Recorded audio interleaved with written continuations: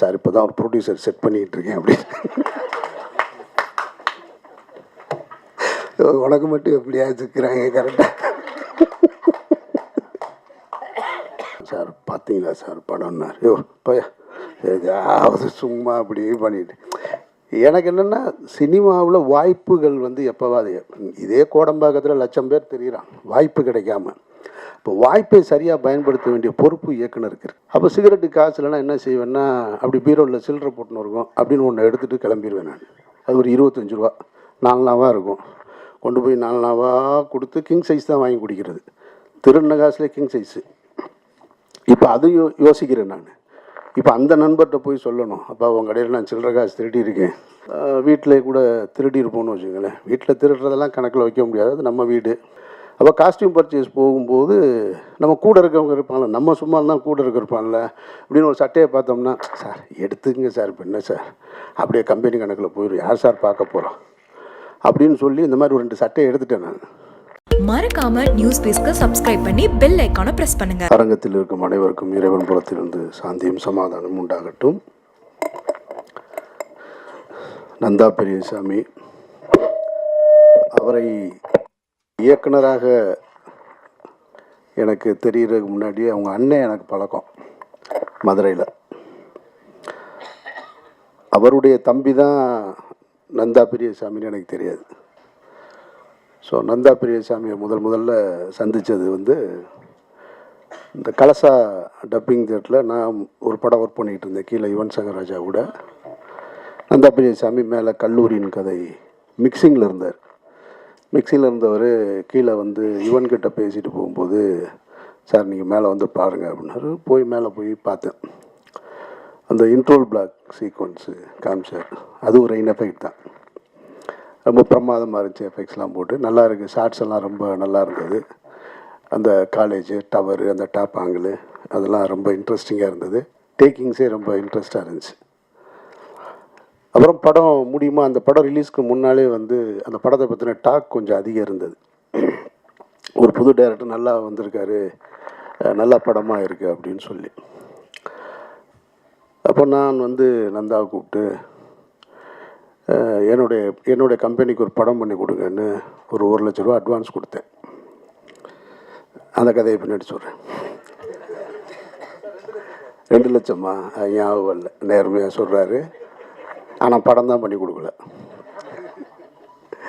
2 லட்ச ரூபா அட்வான்ஸ் கொடுத்தேன். இப்போ படம் ரிலீஸ் டைமில் இதே லேபு தான், பிரசாத் லேபு தான். தெலுங்கு நல்லா இருக்குது, கொஞ்சம் அவங்களுக்கு பணம் ஷார்ட்டேஜ் தேவைப்படுது. பணம் ஷார்ட்டேஜ் இருந்தது. சௌத்ரி சார் அப்போ என்னோட ரொம்ப நெருக்கமாக இருந்த நேரம். அப்போ அவர் என்கிட்ட சொல்கிறாரு, என்னப்பா இந்த படம் ஏதோ நல்லா இருக்குன்னு சொல்கிறாங்க. அப்போ நான் கூட மிக்சிங்கில் கொஞ்சம் பார்த்தேன் சார், நல்லா இருந்துச்சுன்னு.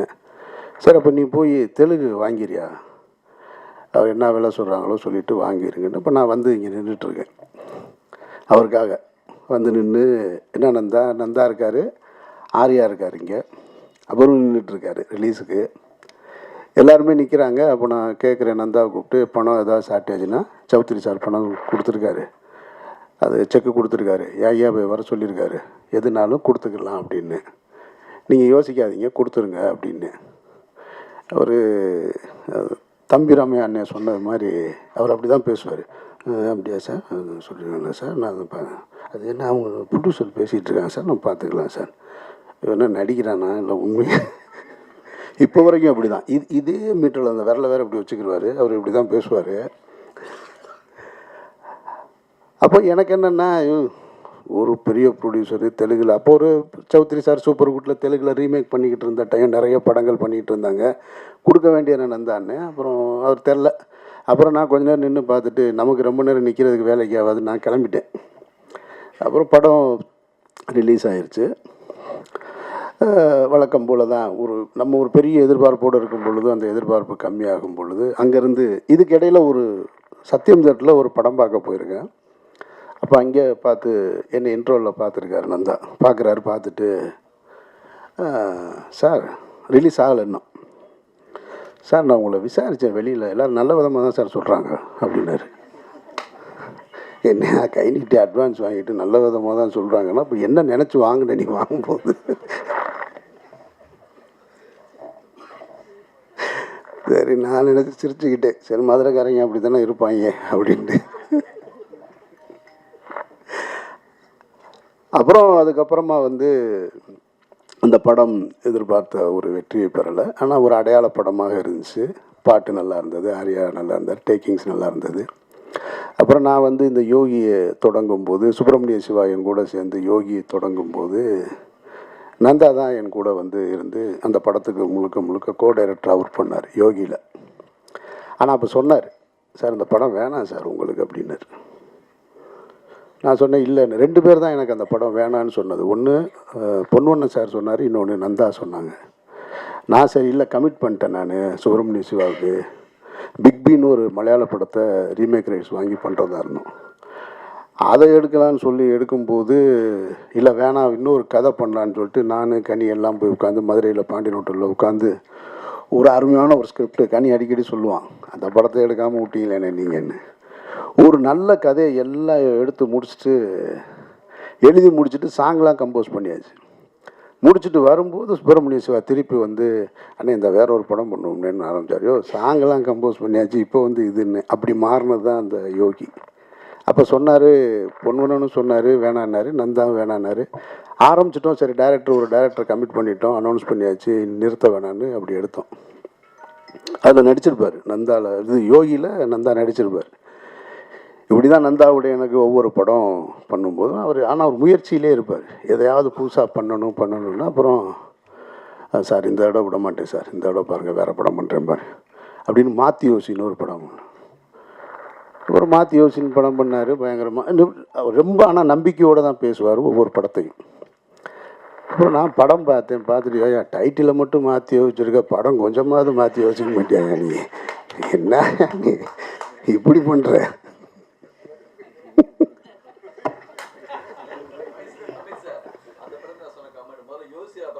அப்புறமா யோசி அப்புறமா மாற்றலாம். சாரி சார் நெக்ஸ்ட் டைம் பாருங்கள் சார், நெக்ஸ்ட் டைம் அப்புறமா. அப்புறம் ஒரு முறை ஜிஆர்டி ஹோட்டலில் உட்காந்துருக்கேன், அங்கே ஒருத்தரோட உட்காந்துருக்காரு. நான் சாப்பிட உட்காந்துருக்கேன், வேகமாக வந்துட்டார். வந்த உடனே யார் என்ன தானே சார் இப்போ தான் ஒரு ப்ரொடியூசர் செட் பண்ணிகிட்டு இருக்கேன் அப்படின்னு. உனக்கு மட்டும் எப்படியா வச்சுக்கிறாங்க கரெக்டாக.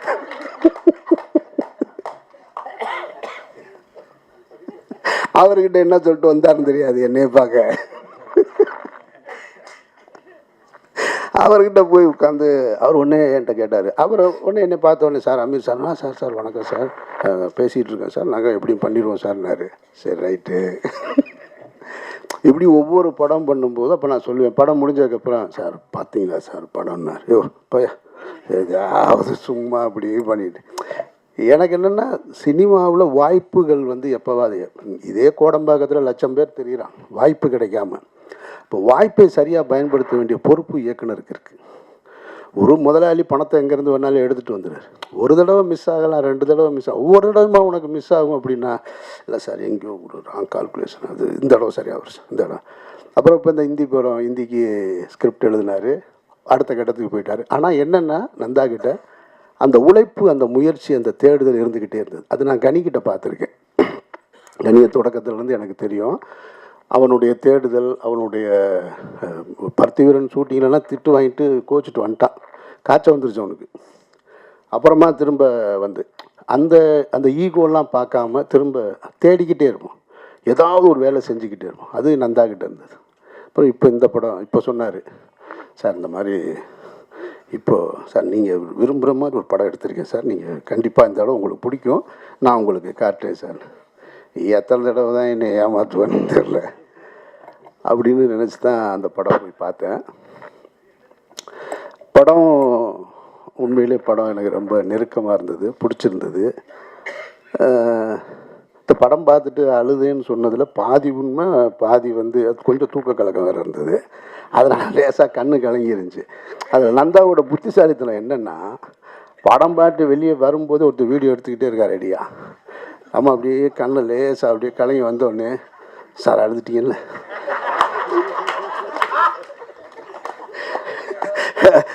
இப்போ அந்த வீடியோ வேறு எடுத்துக்கிட்டு இருக்கான், இல்லைன்னு சொன்னால் என்ன ஆகுது, சார் அழுதுட்டீங்களா சார்? அழுதுருக்கீங்க சார். இல்லை நந்தா சார், தெரியுது சார் அழுதுறீங்க. என்னையா வலு கேட்டால் அழுகு விட்டுருவ போல. ஆனால் படத்தில் ஒரு காட்சியில் நான் கண் கலங்கிட்டேன்.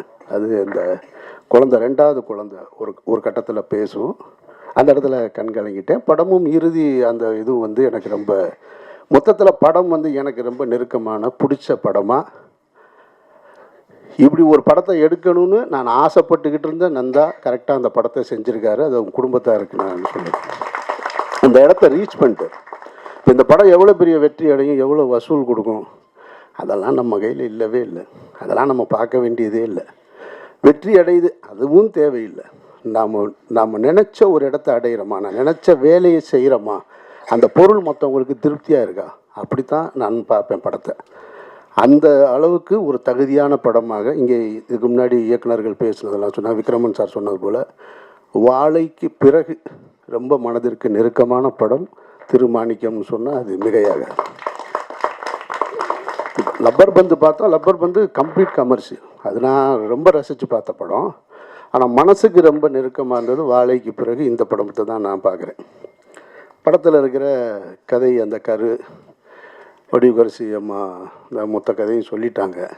படம் பார்த்த எங்களுக்கு தான் தெரியும். அது இதில் என்னென்னா, ப்ரொடியூசருக்கு 1 மணி நேரம் தான் கதை சொன்னாராம், வடிவுகரசி அம்மாவுக்கு 2.5 மணி நேரம் சொல்லியிருக்காங்க. அவங்க சொல்கிறாங்கன்னா படம் பார்க்கலன்னு, பார்க்காத படத்தை கதை இவ்வளோ சிறப்பாக சொல்கிறாங்கன்னா எப்படி அழுத்தியிருப்பார், அப்போ எப்படி ஒருத்தவங்களை கன்வின்ஸ் பண்ணியிருப்பார் பாரு. அப்போ நான் சொன்னேன், நான் கண்ணிட்ட பக்கத்தில் கூட சொன்னேன், 2.5 மணி நேரம் சொல்லியிருக்காங்கன்னா சம்பளத்தை எப்படியாவது குறைக்கிறதுக்கு முயற்சி செஞ்சுருப்பாப்புல நினைக்கிறேன். பெரிய போராட்டமாக தான் இருந்திருக்கும் போல இருக்குது. பயங்கரமான ஆள். அப்படியே பேசுகிறதுல வந்து அந்த உண்மையிலே கண்டுபிடிக்க முடியாது. இப்போ வரைக்கும் தம்பிராமையா சொன்னதில் ஒரு உண்மையிலே நடிக்கிறாரா, உண்மையாக இருக்காரா, இப்போ வரைக்கும் கண்டுபிடிக்க முடியலை. நான்லாம் ஒரு ஆள்கிட்ட கொஞ்ச நாள் பழகினா தெரிஞ்சிடும். கண்டுபிடிக்க முடியாத ஒரு ஆளாக ஒரு மிஸ்ட்ரியிலே இருக்கிறது நந்தா பெரியசாமி.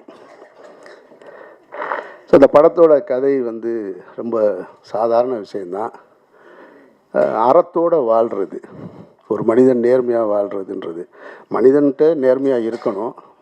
அந்த நேர்மை இன்றைக்கி போகக்கூடிய காலகட்ட சூழலில் வந்து கொஞ்சம் கொஞ்சமாக மாறி போய் புத்திசாலித்தனமாக வாழ்வது தான் வாழ்க்கையாக மாறிடுச்சு. ஒரு போலீஸ் குவார்ட்டர்ஸ்குள்ளே போய் ஒரு நேர்மையான போலீஸ்காரன் ஒத்தையால் வாழ்கிறது ரொம்ப கடினமானது. ஏன்னா அவன் பொண்டாட்டி சாவடிச்சிருவான். அந்த வீட்டுக்காரர் பார்த்தியா, அவர் டெய்லி வரும்போது 2 பையன் எடுத்துகிட்டு வர்றாரு. இந்த வீட்டுக்காரர் பார்த்தியா, இவரை பார்த்தியா, அவர் வந்து பைக் வாங்கியிருக்காரு, அவங்க மாமனார் கார் வாங்கி கொடுத்துருக்காரு. அப்போ ஒரு சமூகத்துக்குள்ளே தனியாக ஒரு நேர்மையாக வாழ்கிறது ரொம்ப கஷ்டம். இதை எல்லா வேதங்களும் சொல்லியிருக்கும், எல்லா மகான்களும் சொல்லியிருப்பாங்க. நான் எனக்கு தெரிஞ்சதை சொல்கிறேன். முகமது நபி ஒரு இடத்துல சொல்கிறாங்க, ஒரு காலம் வரும், அந்த காலத்தில் சத்தியமும் உண்மையும் நேர்மையுமாய் ஒருத்தன் வாழ்கிறதுன்றது இருக்கு இல்லையா, அது உள்ளங்கையில் நெருப்பு துண்டை வைத்து கொண்டிருப்பதற்கு சமம் அப்படின்னு சொல்கிறாங்க. வாழவே முடியாது. இங்கே உண்மையும் பொய்யும் கலந்துருக்கும். உங்களுடைய வருமானம் சரியானதா சரி இல்லாததான்னு உங்களால் கண்டுபிடிக்கவே முடியாது. எது தடுக்கப்பட்டது எது சேர்ந்ததுன்னு உங்களால் கண்டுபிடிக்க முடியாது அப்படின்னு சொல்லிடுவோம். அது போன்ற ஒரு சூழலில் நம்ம வாழ்ந்துக்கிட்டு இருக்கோம். அந்த மாதிரியான ஒரு சூழல் தான் இந்த படத்தோட கதை. அதில் கனி என்னவா வாழ்ந்திருக்கான், அந்த கதாபாத்திரம் மாணிக்கம்ன்ற கதாபாத்திரம் என்னவா வாழ்ந்திருக்கு. இந்த படத்தை பார்க்கும்போது 2 விஷயம் எனக்கு பழைய விஷயங்கள் நினைவுக்கு வந்ததில், நம்ம தவறு செஞ்சுருப்போம், சின்ன வயசில் நிறைய தவறு செஞ்சுருப்போம். வீட்டில் கூட திருடி இருப்போம்னு வச்சுக்கோங்களேன். வீட்டில் திருடுறதெல்லாம் கணக்கில் வைக்க முடியாது, அது நம்ம வீடு. எனக்கு ரொம்ப காலமாக மைண்டுக்குள்ளே ஓடிக்கிட்டே இருந்தது.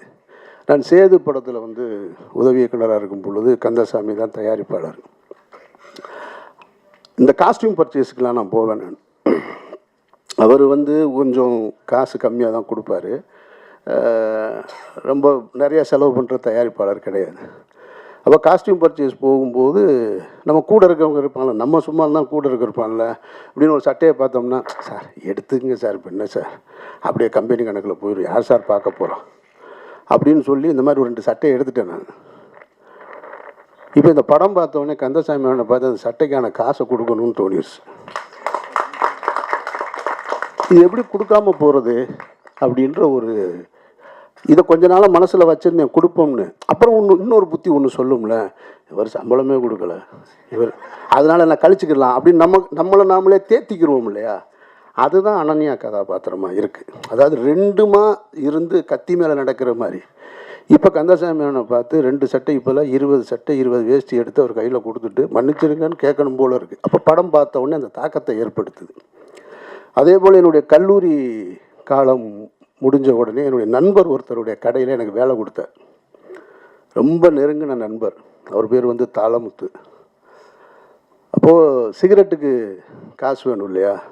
சிகரெட்டுக்கு காசு இல்லாமல் அப்போ மதுரையில் அந்த கீழமாசீதி பஜார் இருக்கும். அந்த பஜாரில் பார்த்தீங்கன்னாக்க சில்லறைன்னு தனியாக கொண்டு வந்து கொடுப்பாங்க. சில்லறை கிடைக்காது. இந்த 4 8 எல்லாம் சேர்த்து வச்சு ஒரு பொட்டமாக கட்டி கொடுப்பாங்க. அது லிங்குசாமிக்கு தெரியும்னு நினைக்கிறேன். இந்த மாதிரி சில்லறை கொண்டு வந்து கொடுத்தா அதுக்கு ஒரு கமிஷன் கொடுக்குறது. அந்த மாதிரி வாங்கி சில்லறை வாங்கி வைப்பாங்க. அப்போ சிகரெட்டுக்கு காசு இல்லைன்னா என்ன செய்வேன்னா, அப்படி பீரோவில் சில்லறை போட்டுன்னு இருக்கும் அப்படின்னு ஒன்று எடுத்துகிட்டு கிளம்பிடுவேன் நான். அது ஒரு 25 ரூபா 4 நாவாக இருக்கும். கொண்டு போய் 4 நாவாக கொடுத்து கிங் சைஸ் தான் வாங்கி குடிக்கிறது. திருந காசுலேயே கிங் சைஸு. இப்போ அதையும் யோசிக்கிறேன் நான்.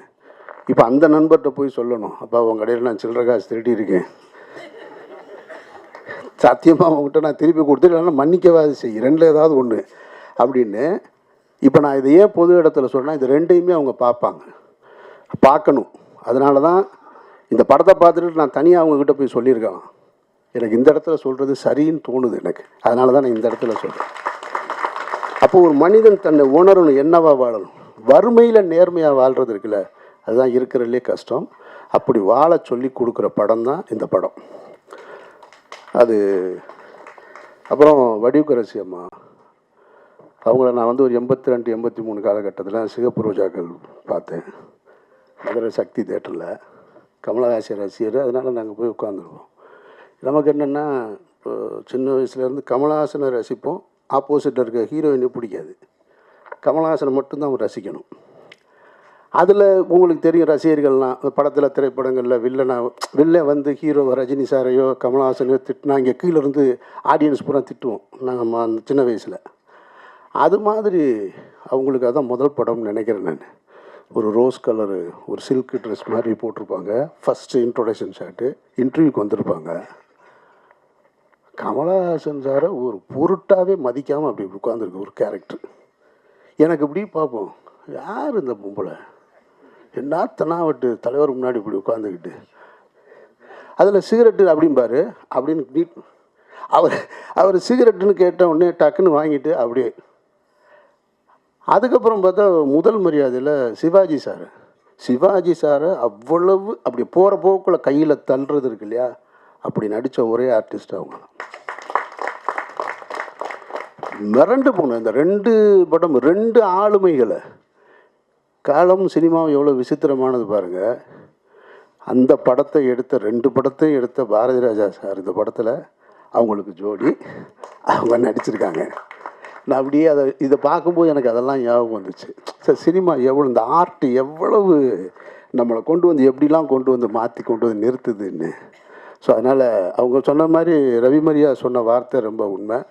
நாசர் சாரும் பாரதி ராஜா சாரும் வந்து குறைவாக நடிச்சிருக்காங்க, ஆனால் மனசில் நின்றுட்டே இருக்காங்க 2 கேரக்டருமே.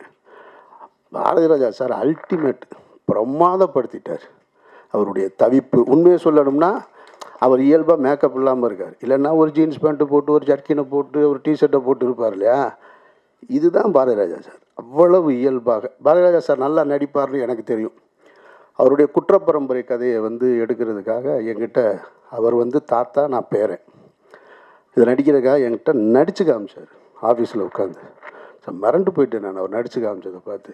பிரமாதமாக நடித்தார்.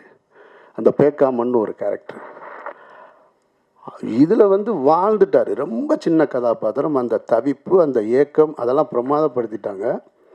அப்புறம் அனன்யா, அதாவது அவங்க இப்போவும் வந்து ஒரு காலேஜ் போகிற ஒரு ஹீரோயின் மெட்டீரியலாக தான் இருக்காங்க. ஆனால் 2 குழந்தைக்கு அம்மாவா ஒரு தவிப்போட அந்த பதட்டத்தோட எல்லா சீனுமே ரொம்ப சிறப்பாக இருந்தது, ரொம்ப நல்லா இருந்தது. ஸோ பாக்கி சின்ன சின்ன கேரக்டர் தம்பிராமன் அப்படின்னு வந்தாருன்னா உள்ளே வரும்போது இந்த ராஜாதி ராஜாவில் இன்ட்ரோடக்ஷனில் ரஜினி சார் வருவார்ல ஒரு கோட் சூட்டோட காரில், அந்த கேமரா மட்டும்தான் இல்லை, அதே மாதிரி கேமரா இருக்கிற இதுலேயும் இல்லையா பேகு அதே மாதிரியே வந்து இறங்கியிருக்காரு. லண்டன் ரிட்டனா யூகே ரிட்டனு, ஆமாம் யூகே ரிட்டன் ஏதோ ஒன்று சொல்கிறாரு. எல்லாருமே சிறப்பாக பண்ணியிருக்காங்க. படம் ரொம்ப நிறைவான ஒரு படமாக இருக்குது. படம் பார்க்கும்போது எனக்கு தோணுச்சு, இது நந்தா படம் மாதிரியே இல்லையே. ஷார்ட்ஸ் எல்லாம் ரொம்ப நல்லா இருக்குது. ஷார்ட்ஸ் எல்லாம் ரொம்ப டைட்டிலை கவனிக்காமல் விட்டேன் நான். எப்படி கவனிக்காமல் விட்டேன்னு தெரில. ஷார்ட்ஸ் எல்லாம் அவ்வளோ அழகாக இருக்குது, ரொம்ப ஸ்டைலிஷாக இருக்குது, ரொம்ப டெப்த்தாக இருக்குன்னு. இப்போ தான் இங்கே வந்ததுக்கப்புறம் தான் தெரியுது. கடைசியில் என் தம்பி சுகுமார் தான் கேமராமேன். பிரமாதப்பட்டு நான் படம் பார்க்கும்போது நினைக்கிறேன், நான் இவ்வளோ நல்லா இருக்கு, இதெல்லாம் எடுக்க மாட்டாப்ல நம்மால் அப்படின்னு. பிரமாதப்படுத்திட்டான் சுகுமார். சுகுமாரை எனக்கு வந்து பல வருஷமாக தெரியும் எனக்கு. ஸோ இப்படி எல்லாருமே நிறைவாக செஞ்சுருக்கிற படம். இந்த படத்தை பற்றி யாராவது உங்ககிட்ட இங்கே பேசினவங்க அதிகமாக பேசியிருந்தாங்கன்னா அதை நீங்கள் பெருசாக எடுத்துக்க. ஏன்னா நீங்கள் ஒரு கிரிட்டிக் பாயிண்ட் ஆஃப் வியூவில் படம் பார்ப்பீங்க. நீங்கள் பார்க்கும்போது சின்ன சின்ன ஃப்ளாஸ் இருக்கும் படத்தில், அது இருக்குது, அது எனக்கு தெரியும், உங்களுக்கும் அது தெரியும், உங்கள் கண்ணுக்கு தெரியலாம். ஆனால் அதையெல்லாம் தாண்டி எனக்கு முன்னாடி இங்கே பேசின யாரோ சொன்னாங்க, நீங்கள் நினச்சா கூட இந்த படத்தை தப்பாக எழுத முடியாது. அதுக்கான ஒரு தரமான படமாக இருக்குது. நந்தா தனக்கான இடத்தை அடைஞ்சிட்டாருன்னு நான் நினைக்கிறேன். நான் மற்றபடி எதுவும் சொல்ல மறந்துட்டேனான்னு தெரியலை. அவர் சார் சொல்லும்போது ஒரு வார்த்தை சொன்னார், இந்த படம் தமிழ் சமூகத்திற்கு அவசியமான படம்னாரு. மனித சமூகத்திற்கு அவசியமான படம். எந்த சமூகமாக இருந்தாலும் நேர்மையாக உண்மையாக வாழணுன்றது அதுக்கான படம். படம் ரொம்ப நிறைவாக இருக்குது. வேறு கனி வந்து ஒன்று பருத்திவீரனில் நடிச்சிருப்பான், உங்களுக்கு தெரியும், அந்த பஞ்சு மிட்டாய் சீனில். அதுக்கப்புறம் ஈசன் பார்த்தேன் நான். ஈசன்லலாம் அப்படி வர்றப்பான ஒரு போலீஸ்காரன் அந்த அப்படியே நின்றுக்கிட்டே இருப்பான். அவன்கிட்ட கேட்டேன், சசிட்ட, ஏன்டா அவன் நெஞ்சை நிமித்திக்கிட்டே நிற்கிறான், சும்மாவே நிற்கும், போலீஸ்காரனா நெஞ்சை நிமித்தணுமாடா அப்படின்னு. அப்படியே அப்புறம் நிறையா படம் பார்த்தேன். என்ன இவன் ஒரு மாதிரியாக போயிட்டே இருக்கானுன்னு. ரவிமரியா சார் சொன்னது மாதிரி இந்த கதாபாத்திரத்தை இவனை விட யாராலையும் சிறப்பாக நடிக்கவே முடியாது. ஒரு புள்ளி கூட படத்தில் எங்கேயுமே எந்த காட்சியிலையுமே எவ்வளோ பெரிய நடிகராக இருந்தாலும் அங்கங்கே கொஞ்சம் மிஸ் ஆகும். அவனுக்கு நடிப்பு வந்து அப்படியே சும்மா அப்படி போகிற போக்கில் பொறி சாப்பிட்ற மாதிரி ஆகிப்போச்சு. அவ்வளவு ஃபிட்டாக இருக்குது இந்த கேரக்டர். படத்தின் முதல் காட்சியிலேருந்து கடைசி வரைக்கும் ரொம்ப ஃபிட்டாக இருக்குது. கனியை தவிர இந்த கதாபாத்திரத்தை யார் செஞ்சுருந்தாலும் சரியாக வந்திருக்காது. கனி வந்து ஒரு தேர்ந்த நடிகனாக மாறிட்டான். வாழ்த்துக்கள் கனி. நிறையா பேர்த்துக்கு அப்பாவாக நடிச்சிருக்கேன்னா எனக்கும் அப்பா ஒரு படத்தில் நடிச்சுன்னா நல்லாயிருக்கும், அந்த ஆசையும் தெரிவிச்சுங்க. மற்ற எல்லாரையும் பற்றி சொல்லியாச்சுன்னு நினைக்கிறேன். படம் ரொம்ப சரியான நிறைவான படம், வேறு ஒன்றும் சொல்கிறதுக்கு இல்லை. இந்த திருமாணிக்கம்